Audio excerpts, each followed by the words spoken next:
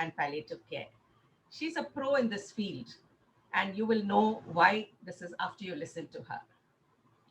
Very warm welcome to each and every one of you for logging in on a Saturday morning to show us that you do care about compassion in the real world. And let me just give this for Dr. Gayatri and the others who would like to know. We have participants from Sri Ramchandra Mission Hospital, Eastern India Palliative Care Calcutta, Loyola College Chennai, Ninans Clinic Chennai, Tagore Medical College and Hospital Chennai, Positive Women Network Chennai, Magic Bus India Foundation Chennai, Dream India Network Bangalore, Ma Gregorius College Chennai, the Banyan Chennai, Helpage India from Chennai, Don Bosco Unveilam from Chennai, Bishop Heber College Trichy, IIPMG, Nimhans Bangalore, Florence Frida Charitable Trust Bangalore, Learning Links Foundation from New Delhi, Indira Gandhi National Open College New Delhi, Rami Reddy Hospital, and Kanev Pain and Palliative Kotekal Kerala, NBTC Kuwait, Glen Angels Global Health City, SIMS Hospital, Nizam's College, VPJ Enterprise, Mahatma Gandhi Medical College from Pondicherry, Heritage Foundation from the United States, and of course, our very own trustees and wings and well-wishers from Golden Butterflies. A very warm welcome to all of you this morning. I would just like to introduce our speaker. Before that, I would like all of you all to have your notepads ready. Please jot down your points that you require to question, or you can always put that on the chat box. We will give you all time to unmute in case you all would like to talk directly. And it would be a pleasure if you all could keep all your mics on mute so that we could hear Dr. Gayatri clearly, and so there is no disturbance in this 1 hour program of ours. So let me introduce our speaker. You can see the slide, and that is the slide doctor sent me to introduce herself. But do you think that's enough? I don't think so. I'm going to tell you a little more of this sweet, modest woman. Dr. Gayatri Palat is a diplomat of the National Board in Anesthesiology of India. She's also a diploma in International Palliative Care Leadership from the Institute of Palliative Medicine, San Diego Hospice in the United States. Beginning at home, she played a key role in the amendment of opioid regulations in the state of Andhra Pradesh. Her not-for-profit organization, Pain Relief and Palliative Care Society in Hyderabad, provides home-based palliative care called Life at Your Doorstep. This program includes rural outreach, advocacy, and training in palliative care. This is the need of the hour, because the reason we have Dr. Gayatri here today is because we are also interested in Golden Butterflies to take our mission forward, and we call it Right Where You Are. So we have a lot to learn and a lot to prepare, and that is why all of you all are here today to join hands to do something that we would like to take our mission forward. At the national level, Dr. Gayatri has contributed to the development of curriculum for the Indian Association of Palliative Care, and with a special interest in pediatric palliative care, Dr. Palat has played an important role in developing a unique pediatric palliative care fellowship program at the MNJ Institute of Oncology. At international level, she has many feathers to her cap. I'm not going to go on with all, but I have to tell you a few. She's involved with the International Atomic Energy Agency and has participated in the initial planning of palliative care in the National Cancer Control Program for Sri Lanka, Indonesia, and the Philippines. She's the director of the Palliative Care Initiative in Southeast Asia of Two World Cancer Collaboration and the Canadian branch of International Network for Cancer Treatment and Research, which works with healthcare professionals in resource-challenged countries to reduce the burden of cancer in Southeast Asian and African countries. Dr. Palat is currently serving a second term as director in the IAHPC board. Her great interests are in advocacy, activities related to improving access to opioid medicines, and standardization of programs, training programs. It is my real pleasure to welcome you, Dr. Gayatri, this morning. And now the spotlight is on you. Please take the talk forward. Thank you very much, Stella. I have this very special association with Golden Butterfly Foundation because of my personal relationship with people, amazing people who are involved in this with the foundation, but also because of my special interest with pediatric palliative care. I see a lot of familiar faces, but I think I know most of you, but I just so overwhelmed that today I'm here with amazing group of people coming from all the corners of the country. So thank you very much for inviting me to be uh, part of this initiative. I really apologize. I think it's not the best time of the day even to come, because all of you are in early morning getting ready with various things, and and when Stella, when you asked me to um, speak, come and join your participate in your program, I'm sorry, really sorry. It's not that I'm very terribly busy. Some training is going on, and that's the reason like I had to get this slot. Apologize for No, that. there's no apologies. You're very modest. We understand. If you can make it, we can. Thank you. Um, uh, when uh, when Stella asked me to speak about compassionate community, so I thought like, what is that we should speak about? So I'm just what I intend to do is I'll just give you some kind of structure and overview about the concept, and then we'll just leave it open for discussion, because I can see that many of you are already working in different capacity in the community, and all of you are experts actually. It's just that we are all coming together and maybe share some thoughts, and like in terms of how best we can uh, have this in our in this amazing work which we all are doing, trying to help patients. So still I'll just try to share the screen from here.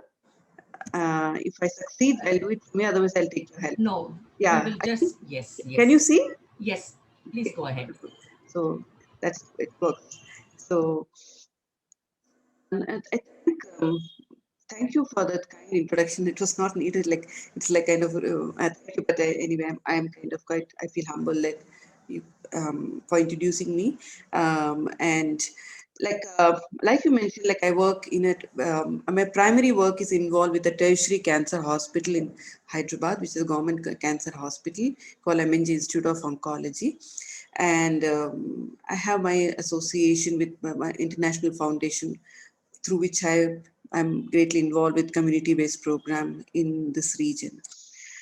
As Stella mentioned, I am also a part of a founder member of this organization called Pain Relief and Palliative Care Society, which is a non-governmental organization. Because when I started my work in MNJ Cancer Hospital, um, it's the same figure everywhere, I think, in this part of the globe, that 70% of patients with cancer, by the time they take any medical help, they are in the advanced stage. Why? Various reasons, but that's a figure, that's a fact, that 70% of them are not curable, and in which case, most of them, they would require palliative care. Another thing which we realized when I was working in MNG Cancer Hospital is that most of these patients, the 70% of this population, over a period of time, they become too sick even to come to the hospital. And they just stop coming to the hospital. They would stay in their home. They suffer with their disease, and they die in misery. So that's the time we realized that if we really sit in the hospital, we are really not, and we want to provide palliative care, we are not reaching out to that population. So it was very important that we move out of the hospital and be in the community to help those patients. That's the reason we formed this society called Pain Relief and Palliative Care Society. With this NGO, we could have the freedom of moving out in the community and help our patients. I also see one of our great early volunteers in our program, Kanyakumari, joining this work, joining our meeting today.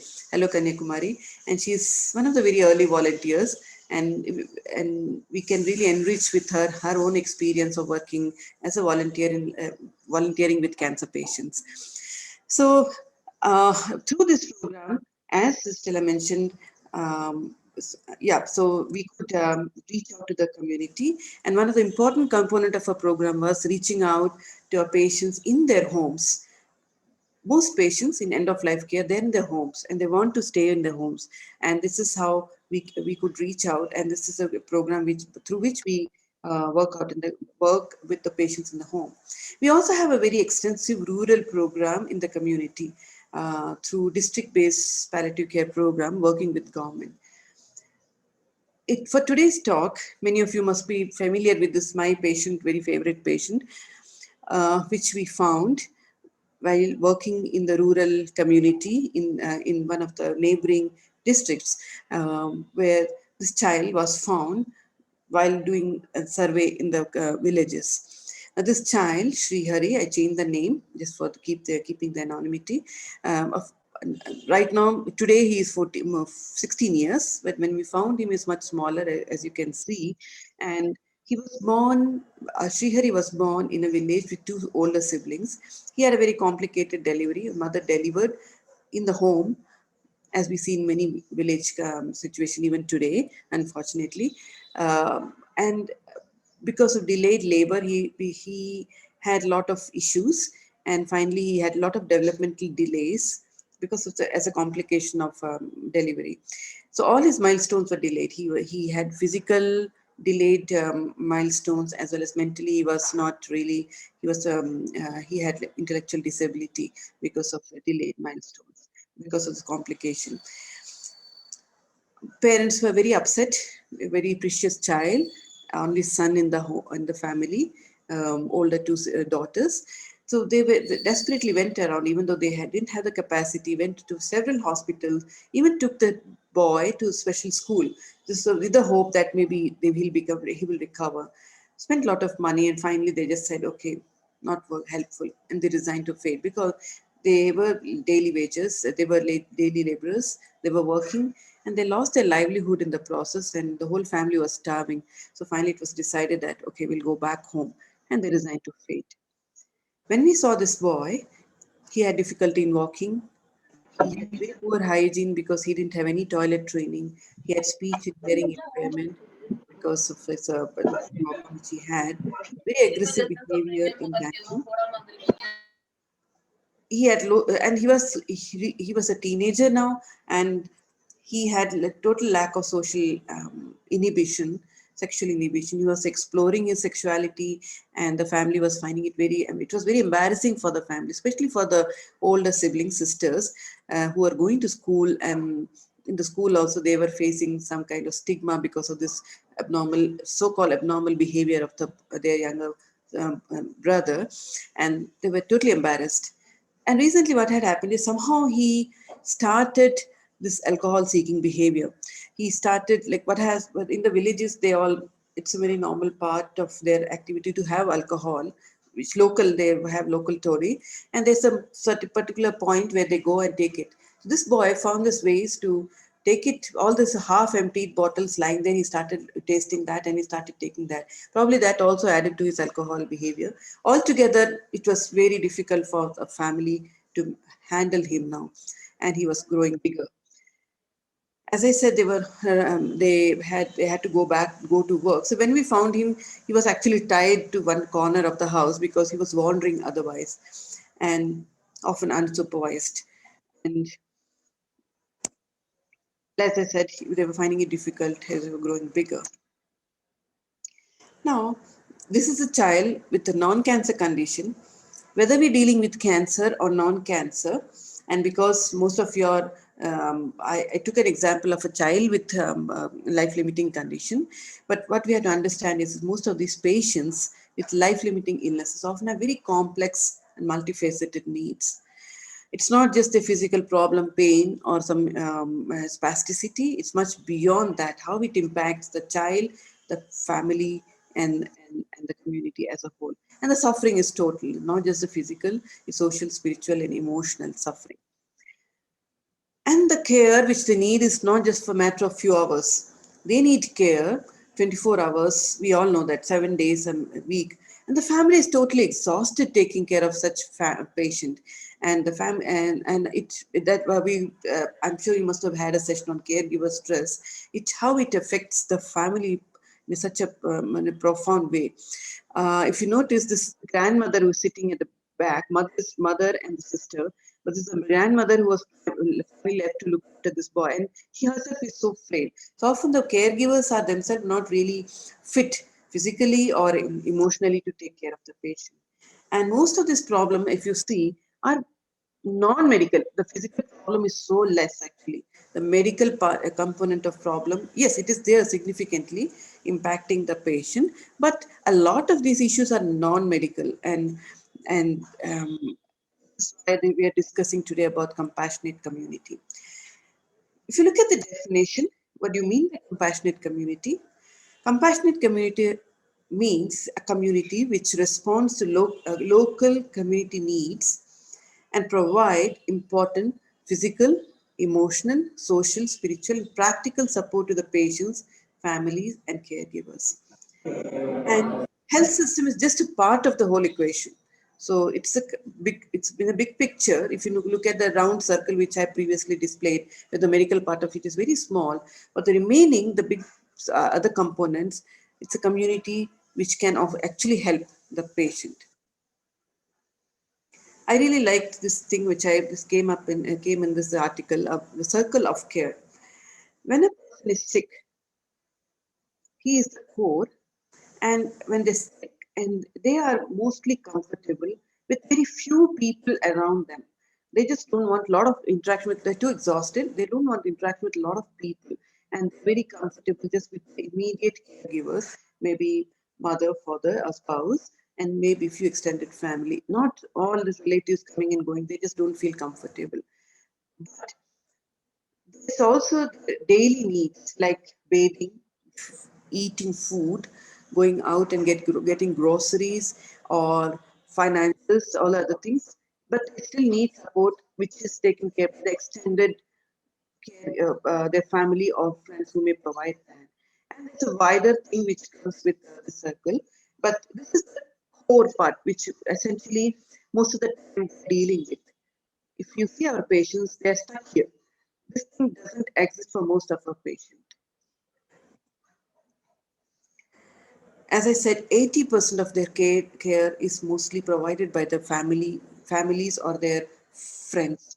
Whereas when you talk about compassionate community, it widens the scope of caring and it supports a much wider aspect of patient and care. They even support the caregivers' need, compassionate community. Because caregiving itself is the very one of the most unpaid, unappreciated, and a difficult task. And people, often we have our focus is mostly on the patient. We don't realize the dimension of uh, another part of the population which is silently suffering, and we don't realize like how they also need so much of needed care.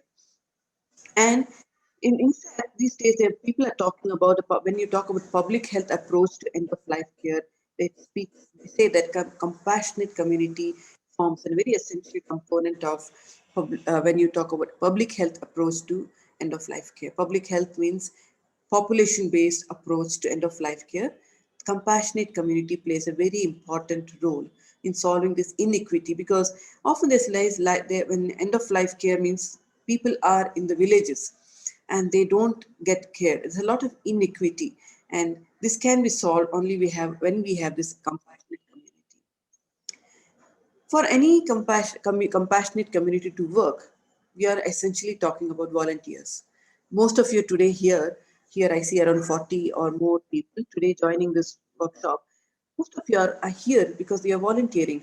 I saw that the core group of Golden Butterfly, they're all volunteers. We are all, most of us are volunteers, and they form the backbone of this compassionate community. The beauty of volunteerism is that the community volunteers are often the members of the community where they work. They belong to the community where they're helping the patient.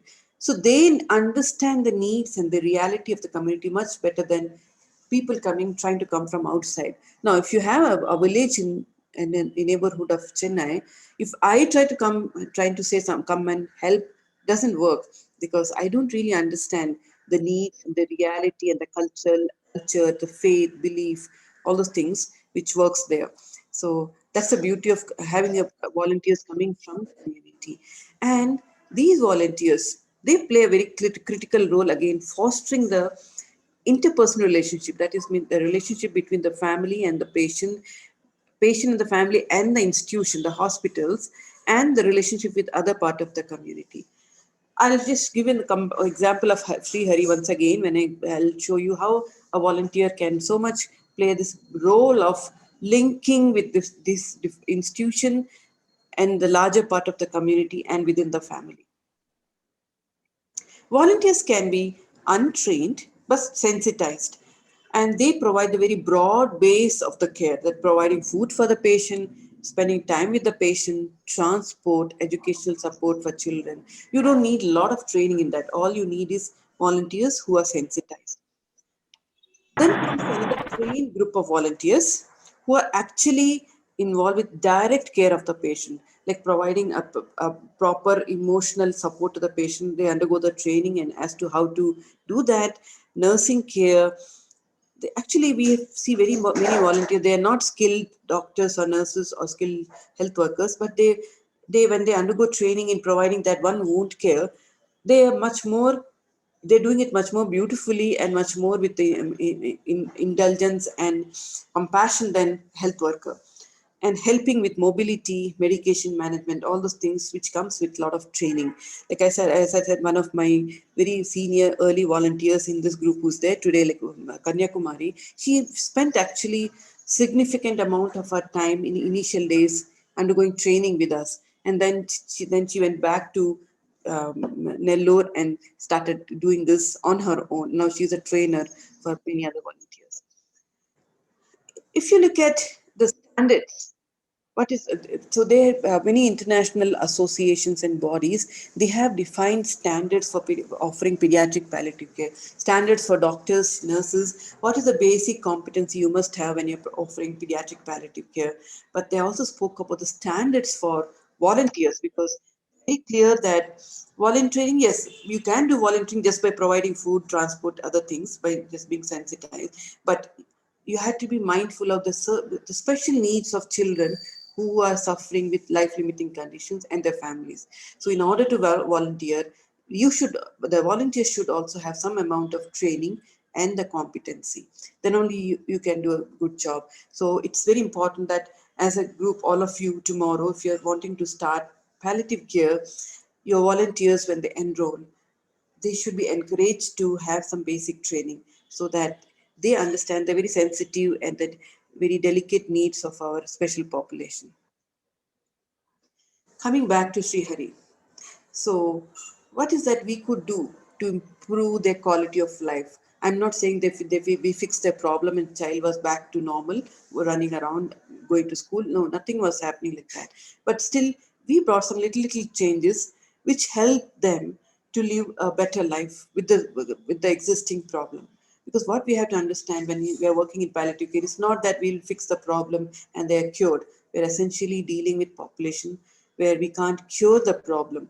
So how best we can improve their quality of life?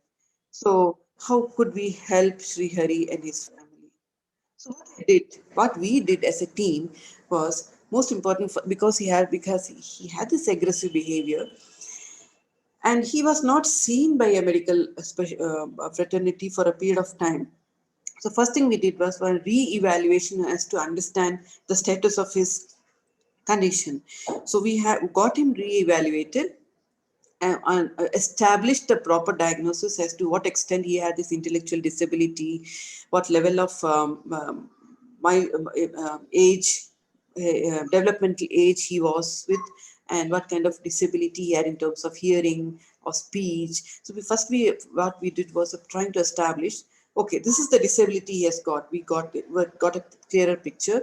We also got him evaluated by a child psychiatrist and put him on a little bit of small medications to calm him down because of his aggressive, because family was unable to handle him.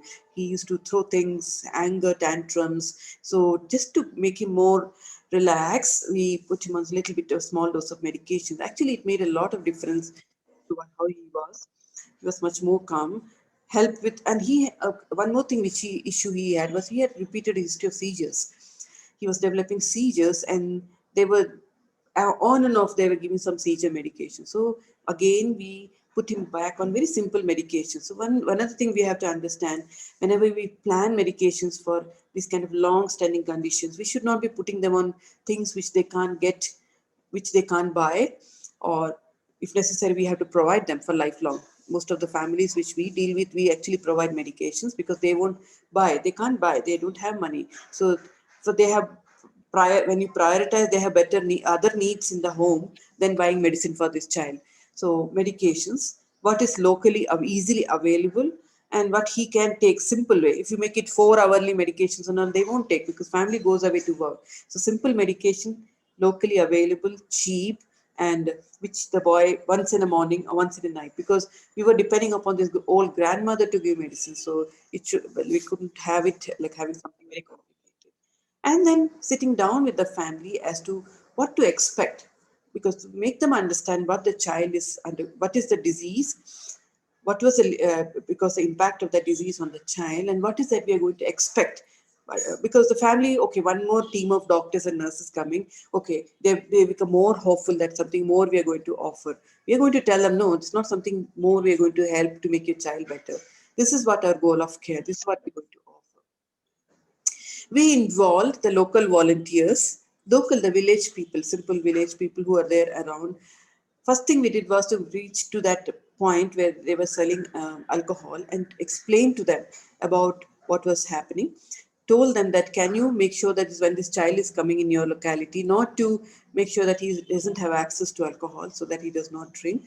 And we also spoke to the school with other siblings who are going to study to make them understand that this is not a bad disease, it's not something to be shameful of, because unfortunately he was born, he didn't have control as to how he was born, and he developed this problem. So having some kind of awareness sessions we did in the community, because often these kind of diseases, especially when you have seizures or cancer, community has a lot of stigma around the condition. So we had that. And we looked at some ways to rehabilitate with whatever local resources they had, looked at some kind of splinting for his spasticity, managed his pain so that we could relax a little bit because he had a lot of spasticity related pain. So some kind of minimal rehabilitation. And it was beyond right now to train him with the toilet training and things like that. We still looked around, and because no point taking him again to some place where we do something and then no long-term follow-up. Most of the centers where they offer this kind of rehabilitation programs, what we found in, at least in Hyderabad, first of all, they're very urban based, where they ask family asked to come and stay with the child for a longer period of time. Most of this family, they just can't do that. And second thing is that it's all very high. It's paying services, most of the services, which they tried actually in the initial years, and they failed and they came back. Like I said, a lot of awareness in the community, spending time with the patient, raising resources as to pay for his medications, and some kind of awareness about the specific disease which we all were dealing with in terms of removing the stigma, taboos which comes with that. So to put it all together, I just want to say with this quote, end with my presentation with a quote: suffering is only intolerable when nobody cares. I'll take um, questions or thoughts. Like I said, it's not an academic session as to giving you a lot of facts. It's just about sharing some of my thoughts as to how a compassionate community can improve the quality of life of these patients. If you have questions, please come, or if you want to share your experience, please come. We still have some time left, very good amount of time. And before I just have to end by playing a small video before I open this for discussion. Just give me one second. Can you hear? Yes. Yeah. Yes, doctor. Yeah.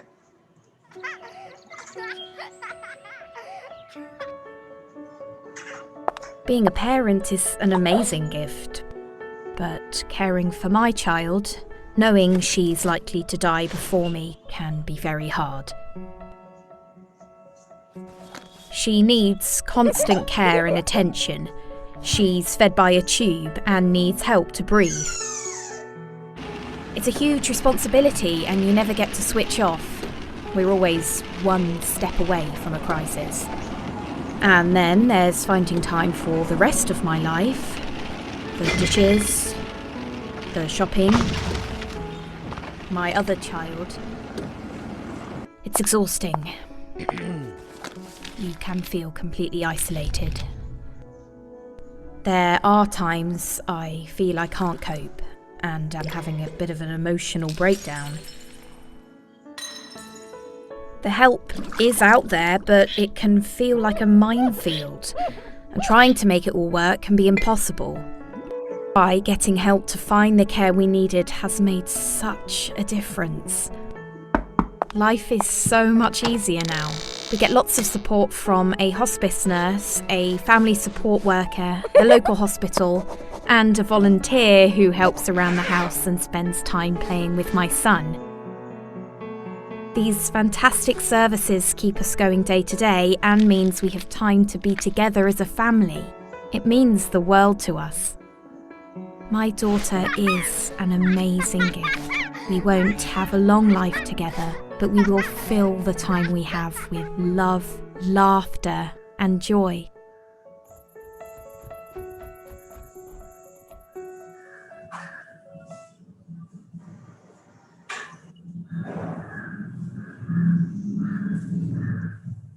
So, could you hear the video? Yes. Yes, ma'am. Yes. Clear, clear. Thank you. Very nice. Yeah. So the open for discussion forum, like this, just now sharing of thoughts. It was really beautiful. It meant a lot because I think video speaks a lot, right? I have one question, Doctor, if you could just touch on it. Anika has asked you to speak on the ethical challenges of using social media for child patients.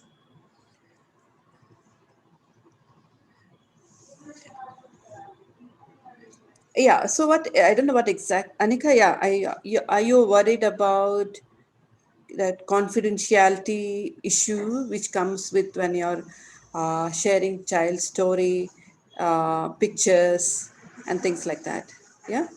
Yeah, I absolutely, like uh, see what we have to understand is that our patients are very vulnerable. The family is also very vulnerable, and they're desperate and vulnerable. So when we go there, they're so grateful to us. And so that's the time when we and these patient stories can be very emotional, and we can really make use of these patient stories to say what we want to say.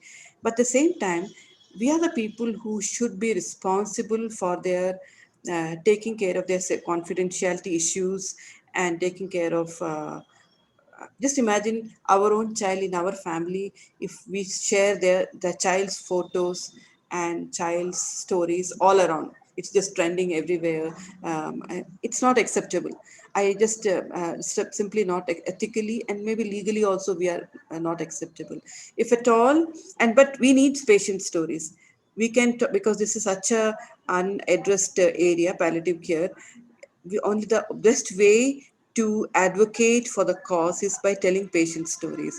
So if you want to really share the patient stories, it's very important that a we maintain the confidentiality of the patient. Second, if we really want to show something, we get their consent. We have to take the consent of the patient and the family before we share such things in the bigger larger forum or social media.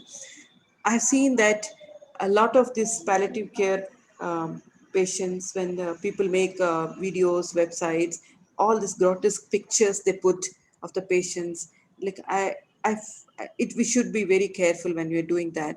And I always advocate not to do that. Even we have a WhatsApp group where our team we share day-to-day issues. But I always tell them, when if you want to show some child's or patient's issue, like suppose wound, don't put in the big WhatsApp. Share one to one, because WhatsApp can be one forum where it just spreads like anything. They'll share with their family, the family will share with others. It just goes out of hand. So we should be very careful when we share pictures and things like that if you don't have the permission, or you will be sued otherwise. Like it's very important. So we should be, yes, I totally agree, Anika. And I've taken permission of this family when we took even taking pictures. When we go for home visits, often we have visitors, and they start taking pictures. Or when they come to hospice, so we come very strongly upon on that issue of taking pictures. We tell them before we make visits, no pictures, only if the family permits. And family, if you just ask, can I take pictures? They're so vulnerable. They say yes, yes, please. Oh, they'll say yes. So we have to be very careful how you explain to the patient and the family. Yes, Anika, very important point you raised. Thanks, Dr. Gayatri. Yeah, Lata, you can take your question, Lata. Dr. Gayatri, this is regarding that boy Srihari. You were telling that the boy has started taking alcohol. So, and you said that the boy was unable to walk also. So, won't it has happened with the knowledge of his caregiver? Or because I have seen in some mentally challenged children, their parents telling me that they give little opium to the child to make the child sleep every time, because if he is awakened, he will be disturbing them. So to control that, they say, we don't mind giving. And most of them are illiterate people, but they tell we give opium. So it is it the same thing? The caregivers would have started giving him little or anything like that? Absolutely. Like if you go to the villages, we have to really understand the context, the cultural context of where they come from and how they live, not being judgmental about it. Because what I've seen in many of the villages, it's a norm that they drink. They all sit together and drink. That is one part of it. That's the culture. And second thing, and they don't see it as a problem.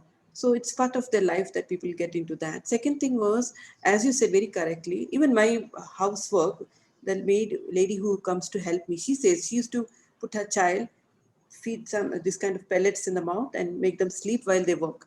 So all these daily wage laborers, they do that, and it's a fact. So it's part of their life that this is happening. They don't see it as a problem. It's only we as a health worker, when we go and see that aggressive behavior, when we assessed, we found that this can be one of the reasons that this was happening.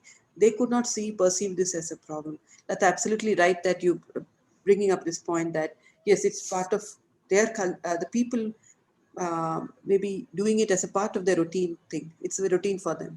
Yeah. So you have to, you mean that we have to start educating the caregiver first? So now we are talking about lifestyle change. Now that doesn't mean only for the sake of this child.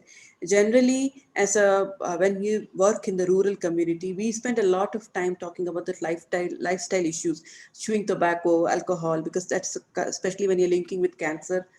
We talk about this. So it's a very lifestyle kind of issue, and with a very bigger impact. So it's not very simple to say stop drinking.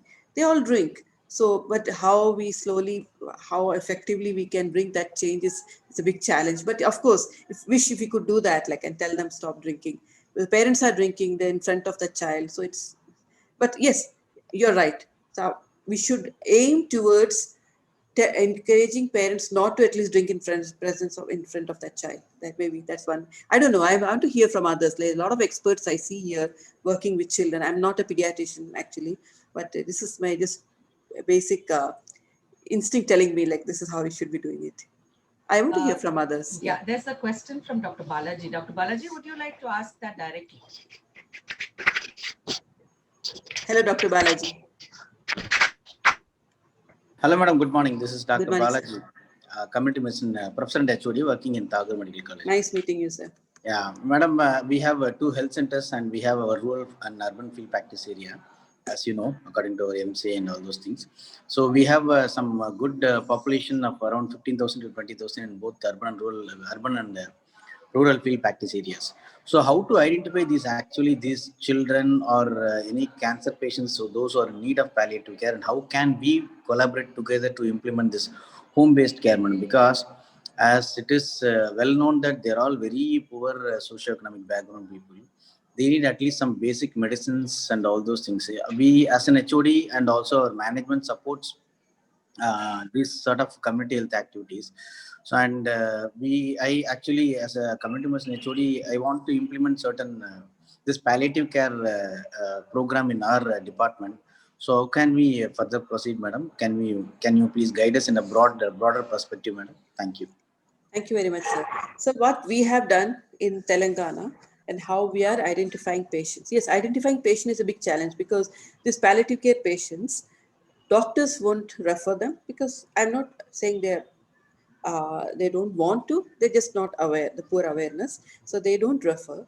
The families and the patients, they don't know that they can get this kind of much needed care. So they are just there suffering. They don't come to us. We have to go to them. So in order to do that, we have to identify them. So what from little experience we have here, the two ways which we have tried to need assessment in the community, which we have done.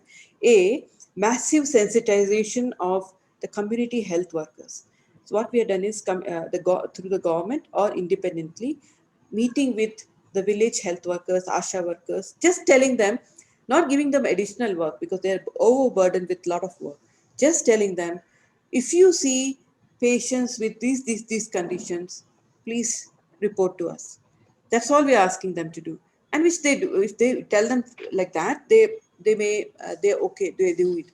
Not telling them to please do this, do that. We're just telling them, and we have made certain criteria like which are the patients who may be benefited by palliative care. So made a kind of checklist kind of thing. If you see patients who is bedridden for last so many months, who needs activity assistance with activity of daily living, like that few criteria which we made. If you see such patients, please tell us. We want to help. We can help you, and also telling them about how we can help them. That's one way of looking at it. Other way is that if you have the resources, and because you're in the community health, you're community medicine, and you have a lot of health workers working under you, very excellent way is doing survey, which we have done, house to house survey. Adopt one village, and we did house to house survey. And what we found, believe it or not, approximately 0.5 to 0.8% of population at any point of time, they need palliative care. So if you're looking at a 50,000 population, so easily you will find at least maybe 500 patients in that 50,000 population. They'll have various kind of life-limiting conditions. And in that, 30% is cancer. And I'm telling you, wherever we did this survey, we're finding it the same pattern. And it's so much there actually. So maybe just adopting one village and doing this house-to-house survey, we can identify patients. And this we're done. And we are every day doing it actually. This is how we identify patients. And in terms of providing palliative care, I think the Chennai group, we had to come together. Doctor, your audio is breaking. Hello. Hello. 1 minute, Kanyakumari. Doctor has just gone off. Can you hear me? Yeah, doctor's coming. Just 1 minute. Sorry, I just lost you. Yeah. Yeah, sorry. In terms of providing palliative care, we can always help you. Maybe if you can just come down and see what we do with the government and or through NGOs, we can share our experience, because you don't have to reinvent the wheel. We can just tell you what to do, and then you have to think about how best you can all come together to help, because it's all about then raising resources. So maybe having your own meeting after you finish this interaction course, sitting down yourself and finding out where do you want to do it. Because when you start a home-based palliative care, you have to define your population, you have to identify the geography and what kind of patient population you're going to address, and then you have to budget your plan, like how you're going to do it, and then look around for resources. That's how we try to do it. And it's a common sense, I think. And sir, you must be knowing better than me about planning these kind of things. But is there anything which I can do to help you, sir? We'll be more than happy to chip in.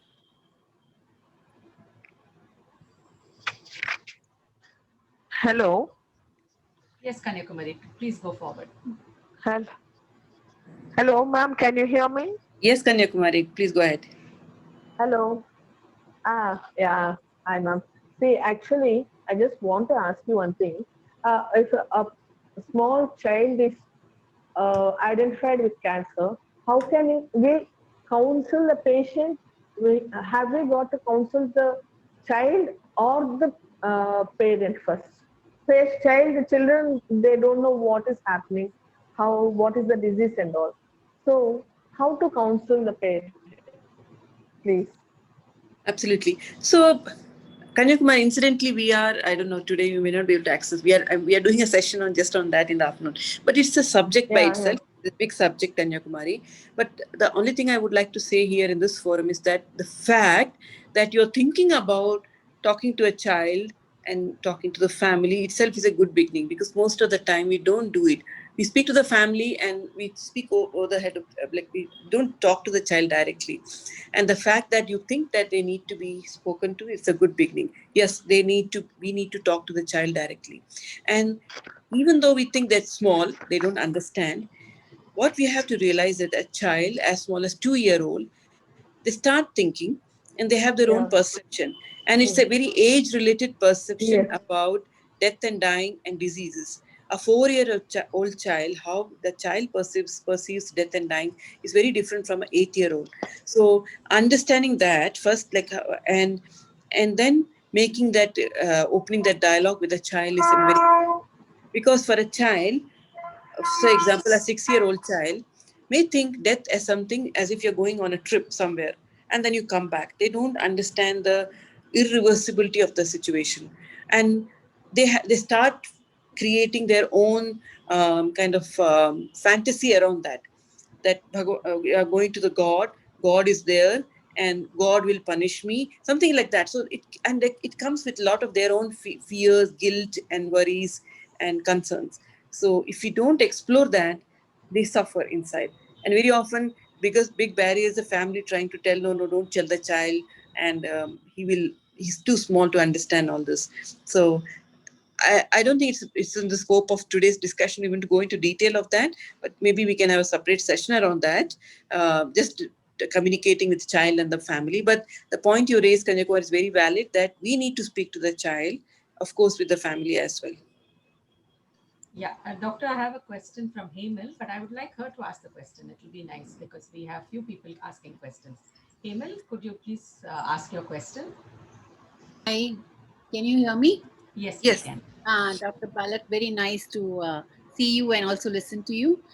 The question was that we have got a few of our WINGS members, and we are also actively interested in getting more members joining us as volunteers.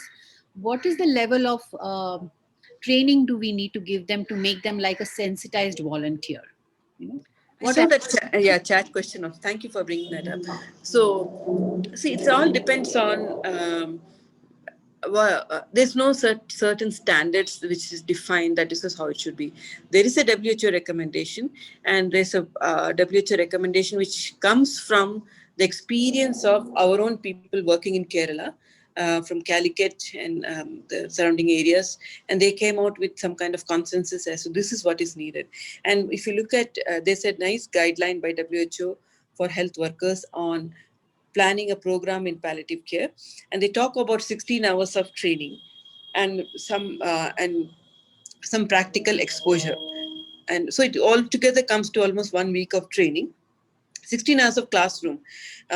So we can divide over a period of time, not necessarily doing it continuously, because when you say volunteers, they all have their own life, they're busy with their work, so they'll be giving some extra hours of time. So most important is, what the strategy usually they talk about is, meet big groups, call similar thinking people together, give a sensitization program on palliative care, and invite people to join and come forward who want to give more time. Depending upon, and you can tell them it need not be actual patient care, they can come forward. Whatever the expertise they can have, they can bring it with them. So, for example, some people are very good with IT, social media, and things like that. Some people are very good with fundraising. Some people are very good with spreading awareness, like that. So each people have their own expertise, and some people will say, I want to directly get involved with patient care. If it's about direct patient care, then you tell them you have to undergo this kind of organized training, and how much time can you give in a week. So we have to really, for volunteers, I always feel we have to tailor make this kind of training. Health workers, we say you have to come for certificate course, but we can't do that for the volunteers. So we have to, it must be tailor made depending upon the availability of their time. I'm telling you, if you speak to 100 people, you may get one person who may come forward to be having that kind of volunteerism. So don't get disheartened that how many times we told people we are not getting volunteers. It doesn't happen so easily. They have to be really motivated, and you will get people. Like the more you do this kind of awareness program. Any other questions? I would like all of you all to come on video. Yes, Satish. In fact, like the previous question was, but that was well answered. But in our children's program, we also work with a lot of volunteers. I wanted to know about the concept of incentives besides the training aspect, which is which many volunteers see to be a very big credit, and also the certificates and the opportunity to work with the population that they would like to serve. What are other best practices in terms of incentives? What has really worked? And anything that as people who run the program that we need to keep in mind, especially when it comes to volunteers, providing them opportunities. What incentives really work well, motivates them? And so volunteerism means they come giving their services voluntarily. Technically speaking, we are not paying them incentives. See, there's a difference between this and like I'll tell you. I know that suppose I hire a nurse or an A&M, I pay them a salary. And there is one volunteer who says that I will help you with the patient care after undergoing training, basic wound care, traveling. So that person coming as a volunteer. And we say, okay, I'll pay you small amount as an incentive. That is almost like what I would say is underpaid wages. You're taking unpaid or underpaid wages are making people work. That's not volunteerism. So either you pay them properly as per the wages, or it should be voluntary service, but of course taking into consideration the expenses they may incur for the travel and other things. Suppose I have a volunteer who is traveling from some place to come here, and definitely we should consider paying for the travel. We can always have this option of paying for the travel, not for the work they do. Otherwise, it should be properly paid. It cannot be a halfway. Then it's very bad actually. Somewhere you are using the people's wanting to help that vulnerability and paying underpaid wages. You're hiring people like that. That's my personal thought. Second thing is that the best way to incentivize a volunteer is showing appreciation, and showing and they just want to be appreciated. That's all they need most of the time, and we sometimes forget to do that. It's as simple as that. So it's either you pay them well properly, then they are not volunteers. It's you're paying them and hiring them, or pay for the expenses they incur while providing that service. Suppose they buy something and give to the patient, maybe you can give that so that they don't have to pay from their pocket. If they decide to donate, that's a different thing. So volunteerism is that something you do it without expecting anything in return. So that's a concept I have. And but volunteerism, the big flaw with one aspect of when you run an organization and you have volunteers, one of the flip side of that is that you can't make them work like the way we want. Like suppose I say, can you come 9 to 4? We can't expect them to do that because that's their voluntary time. Whereas with the paid wages person, I can demand, please, you have to be here by 9 o'clock. And that sometimes become a problem because if I'm depending on a volunteer to do some work and that volunteer decide not to turn up for the work, I cannot be demanding. So it becomes sometimes very difficult. So we always, when we talk about sensitizing the volunteerism, the concept, we always talk about this sense of some kind of commitment by the volunteers also. They should also commit something. If they say, I come 1 hour a week, 4 to 5 on Saturdays, they should commit to that. Or tell us well in advance that they can't come. Otherwise, then we depend on them. We gather patients and they don't just turn up all those patients. And it's a lot of stress sometimes for the organizers. I don't know if I made a point. I want to hear from others, actually, their views and thoughts. Thank you. Can we have some more thoughts, please?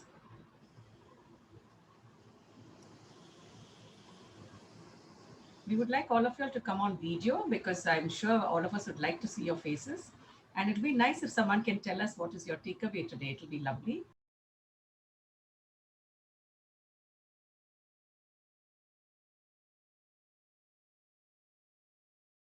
Thank you so much, Doctor, for being here this morning with us to give us your thoughts on compassionate communities.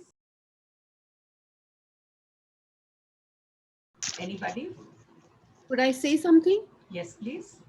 So Dr. Gayatri, in Golden Butterflies, we do have volunteers who do a lot of work. Like you said, you know, we have a magic envelope right now happening where we send creative work to the children in their homes, and the volunteers do come up and help out, make the activity for them. But we are also trying our volunteers to be able to speak about just awareness on palliative care. And like I'm finding that a few of them are a little diffident to prepare a presentation, to speak, you know. And so how do I get them to I want all volunteers to be able to chat about palliative care, because what like I plan to do is take this palliative care to all gardens, to, you know, take them out. And where people congregate, I want our volunteers to be able to speak there, so that people know that there's palliative care available. So, you know, how do I go about it? You know, some guidance would be really helpful. So I see that in this group, I also see Dr. Priya Kumari joining from Hyderabad, and she's one of the very senior volunteer working with us, working selflessly. We'll take her input also. But I don't know whether I got your question correct, but what you're trying to say is that how do you motivate all your core members to do this advocacy work more actively in the community, right? Is that the question?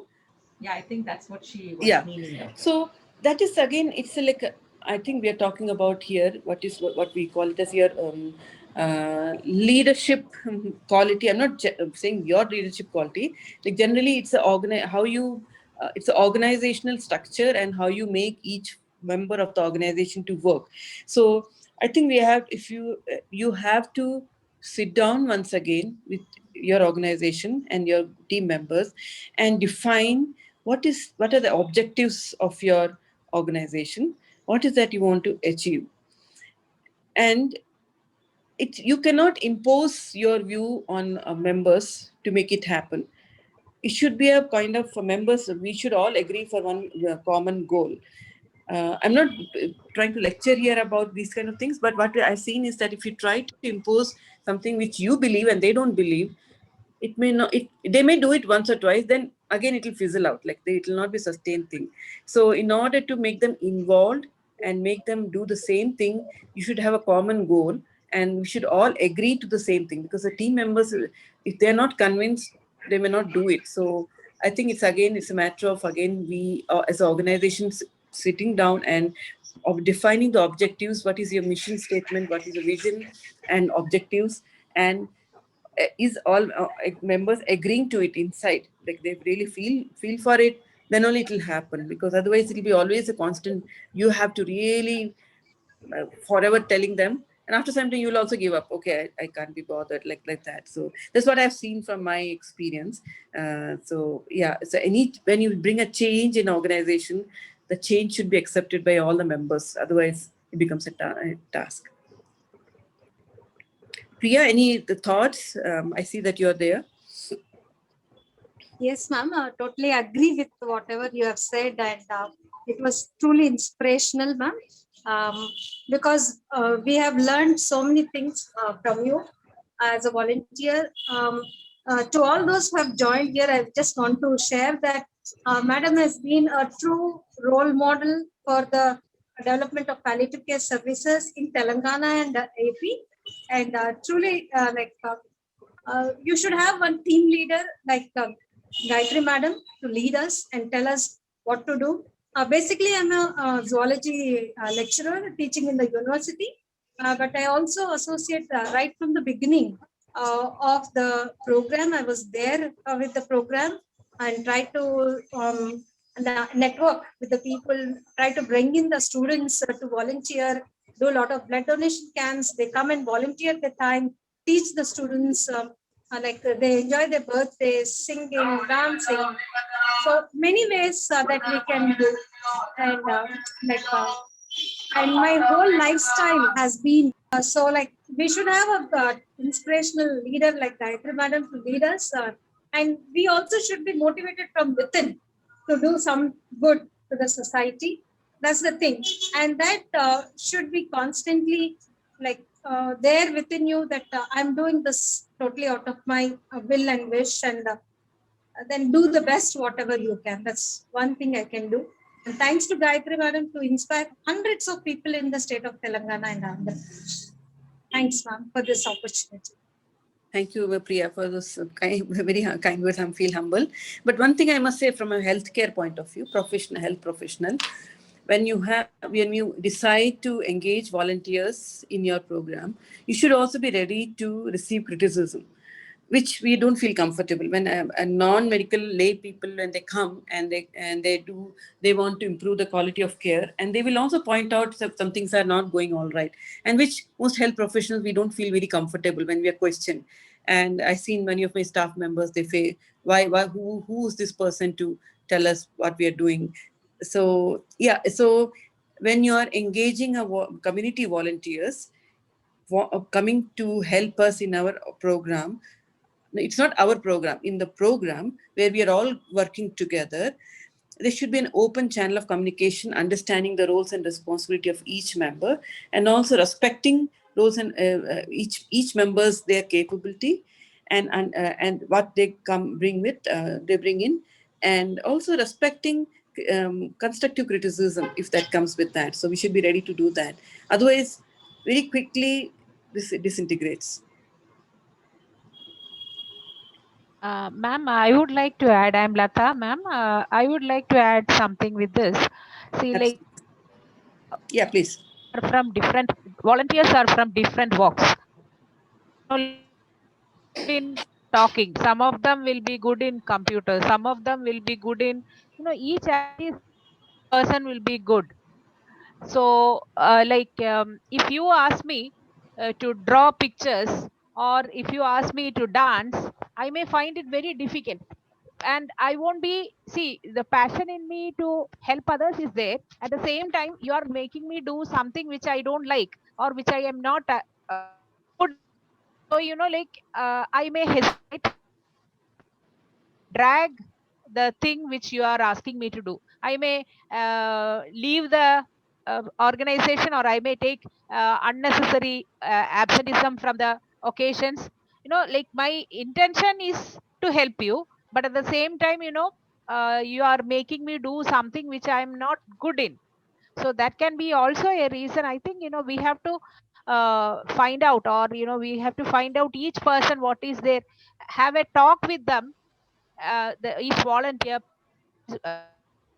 and understand what is their what are they good in, or what is they are interested in, and according to that we can allow work for them. That is what I think. So absolutely, I think we are here discussing the team dynamics, and here we are, the team which we are talking about is a very heterogeneous team where we have doctors, nurses coming with their own capabilities, volunteers coming from different walks of life with their own capabilities, their specialties or their skills. So it's very truly a multidisciplinary, very heterogeneous team dynamics we are talking about. And often that team dynamics also leads to a lot of friction, because when we don't understand each other. So again, I think somewhere we have to do this frequent team meetings, introspection, and team leaders, especially someone understanding this thing, coming together. So there's also an exercise which we talk about when we talk about team dynamics, which we make the team dynamics do, where we talk about the role of different team members, so that all team members understand that we all have their own strengths and weaknesses, and we should be mindful of that. So maybe we should have some such exercises brought in by some outside person to do it for the team. Thank you. Yeah, I totally agree with Lata, the point you raised. Yeah. Can we have all of you all on video just to take a picture before the vote of thanks and before we close today's program?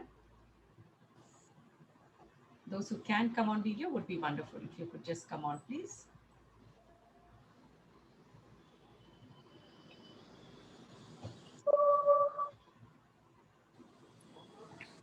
Thank you.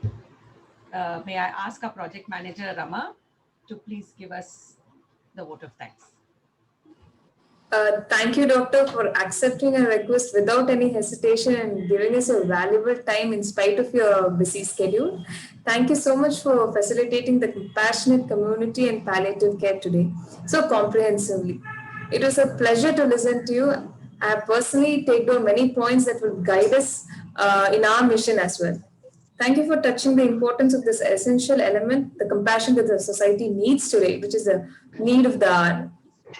I thank all the participants for taking this Saturday morning to join us in this talk. We are really happy to see how much this means to all of us. I also thank Balaji Mugan sir from Tagore Medical College for encouraging his students for the session. Thank you so much. Thank you GB team and Wings for making this session possible. And also on 4th February, World Cancer Day, we have launched our YouTube channel. So please do subscribe to the channel. We have shared the link in the chat box. And today's talk will be telecasted in a recorded talk will be telecasted in our channel. And also please fill the feedback link without right, which is put on the chat box. Thank you all for spending a valuable time in this session. Thank you. Thank you. Thank you for arranging such a wonderful program, GB. Thank you, Sintavan. Thank you. Thank you. Thank you. Thank you, Doctor. Bye. Thank you, Doctor. Bye. Bye. I would love to fill the feedback form. Please fill the feedback form without fail.